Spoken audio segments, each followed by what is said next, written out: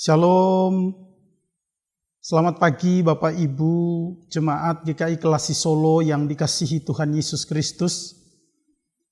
Mari sebelum kita memulai seluruh aktivitas kita pada hari ini, hari Sabtu, tanggal 23 Januari tahun 2021, saya mengajak kita untuk sama-sama mendengar dan merenungkan firman Tuhan yang saya ambil dari Alkitab Perjanjian Baru, yaitu Injil Lukas pasal 10.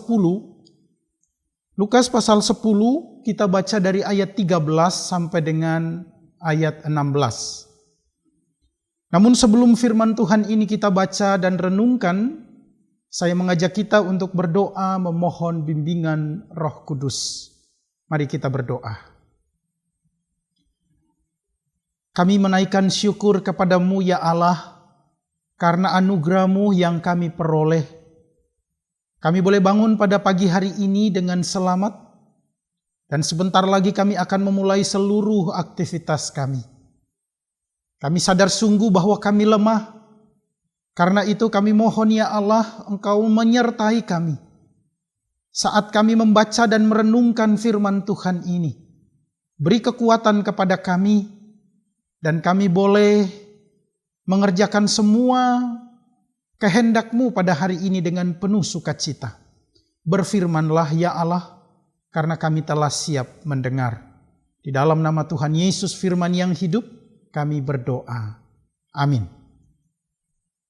Lukas pasal 10 ayat 13 sampai dengan ayat 16, firman Tuhan berbunyi,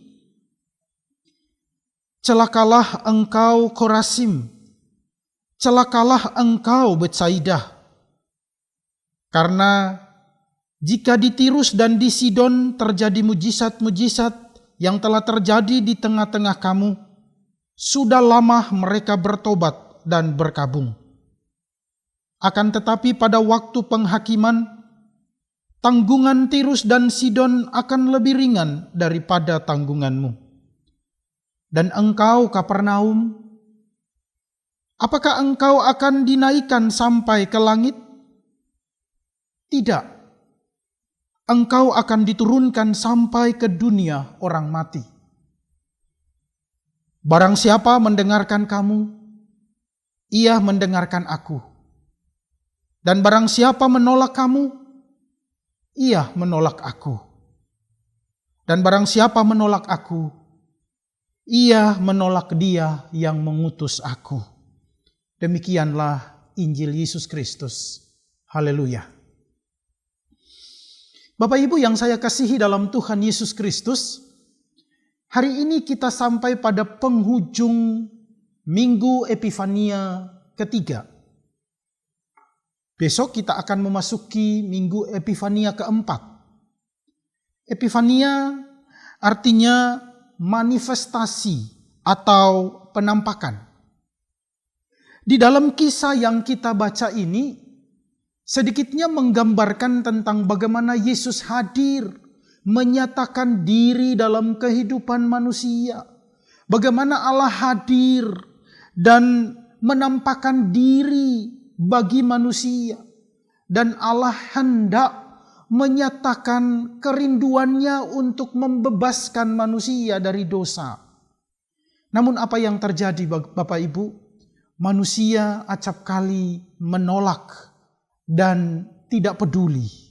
Karena itu Bapak Ibu yang saya kasihi, tema renungan kita pada pagi hari ini adalah masa bodoh. Perlu kita ketahui bahwa sikap yang lebih menyakitkan hati seseorang adalah ketika orang lain masa bodoh dengan apa yang dilakukannya. Demikian juga kita. Ketika kita melakukan sesuatu yang baik kepada seseorang atau orang lain, dan orang lain itu menganggap masa bodoh dengan apa yang kita lakukan, padahal yang kita lakukan itu adalah perbuatan yang tulus, yang menyenangkan. Namun mereka tidak peduli dengan hal itu. Sakit hati bukan? Tentunya kita akan merasakan sakit hati. Nah Bapak Ibu yang saya kasihi, hal yang sama terjadi ketika Tuhan Yesus hadir di kota Korasim, Betsaida, dan Kapernaum. Mereka tahu bahwa Yesus telah melakukan segala mujizat di kota itu. Bahkan hal-hal yang luar biasa yang dikerjakan Yesus hanya untuk menyatakan bahwa mereka sangat dikasihi oleh Tuhan Yesus. Namun apa yang terjadi, Bapak Ibu? Masa bodoh. Itulah yang terjadi dalam kehidupan rohani orang-orang yang ada di kota Korasim, Betsaida, dan Kapernaum. Ketika orang-orang di sana masa bodoh dengan apa yang sudah dilakukan oleh Tuhan Yesus. Saya mengajak kita untuk memperhatikan apa yang terjadi dalam kehidupan orang-orang yang ada di sana. Yang pertama, kita melihat di dalam bacaan ini secara implisit bahwa Yesus sangat marah. Yesus marah bukan karena dia benci. Yesus marah bukan karena dia ingin membalas dendam kepada mereka. Tidak, Bapak Ibu. Yesus marah karena dia sangat mengasihi mereka dengan tulus. Ia mau agar mereka menerima Injil Kristus. Ia mau agar mereka merespon apa yang Yesus bawa di dalam kehidupan mereka. Mereka sebagai umat yang terpilih, seharusnya mereka menyambut anugerah Tuhan ini dengan penuh sukacita. Namun apa yang terjadi, Bapak Ibu? Masa bodoh. Itulah yang terjadi dalam kehidupan orang-orang yang ada di Korasim, Betsaida, dan Kapernaum. Dan karena masa bodoh itulah Yesus sangat marah. Apa yang terjadi selanjutnya, Bapak Ibu? Di dalam ayat selanjutnya kita lihat di dalam ayat 14. Di sana dikatakan bahwa akan tetapi pada waktu penghakiman, tanggungan Tirus dan Sidon akan lebih ringan daripada tanggunganmu. Hal ini mau menyatakan kepada kita bahwa tanggungan berat akan diberikan kepada orang-orang yang masa bodoh dengan Injil Yesus Kristus. Bukankah mereka yang ada di Tirus dan Sidon, dua kota ini adalah lambang dosa? Tetapi justru Yesus menyatakan bahwa tanggungan Tirus dan Sidon akan lebih ringan daripada tanggunganmu. Ini reaksi Yesus terhadap orang-orang yang ada di Korasim, Betsaida, dan Kapernaum. Lagi-lagi semua itu terjadi karena masa bodoh ada di dalam kehidupan orang-orang yang ada di sana. Yang ketiga, Bapak Ibu yang saya kasihi, Tuhan akan mengangkat tinggi orang-orang yang setia dan taat pada firman-Nya. Ketika kita setia melakukan firman Tuhan pada hari ini, ketika kita setia mendengar pemberitaan firman Tuhan dari hamba-hambanya, yang dengan tulus menyampaikan kabar sukacita kepada kita, itu artinya kita menerima Yesus di dalam kehidupan kita. Kita menerima kehadiran Allah di dalam hati kita dan hidup kita. Dan hari ini ketika Yesus hadir di dalam hidup kita, kita akan merasakan sukacita dan damai sejahtera. Maka Bapak Ibu yang saya kasihi, pesan untuk kita semua hari ini. Jika kita ingin mengalami damai sejahtera Tuhan, maka mari hiduplah di dalam firman Tuhan. Lakukan firman Tuhan itu agar nama Yesus dimuliakan dalam kehidupan kita.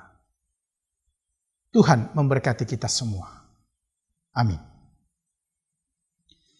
Mari kita berdoa. Bapa kami yang ada di surga, kami bersyukur atas anugerah-Mu yang memperkenankan kami boleh membaca dan merenungkan firman Tuhan ini.